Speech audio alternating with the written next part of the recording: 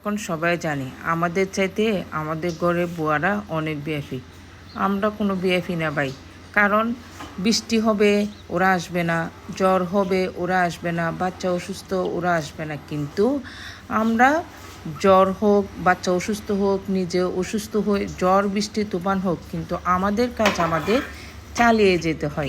এটা হচ্ছে ঘরের গৃহিণীদের কাজ। এই তো আজকে বুয়া আসে নাই, হয়ে গেলাম বুয়া। সকাল সকাল আমি প্রতিনিয়ত নাস্তার পাশাপাশি রান্নার কাজ শুরু করি। পাশাপাশি ঘর গুছাইলাম, আজকে বিছনা গুছাইলাম, চোপা সব কিছু একটু ঝাড়ুও দিয়ে দিলাম।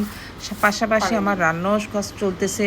আজকে শুটকি দিয়ে আমি ছোটো ছোটো দেশি আলু দিয়ে খুব সুন্দর মজা রান্না করছি। আমার জন্য সবাই দোয়া করবেন। শুটকি খাওয়া মানে হচ্ছে আমি অসুস্থ, তারপরেও মাঝে মধ্যে লোভ সামলাইতে পারি না, একটু খাই। অনেক সুন্দর হয়েছে রান্নাটা, অনেক মজা হবে। সবাই আমার জন্য দোয়া করবেন।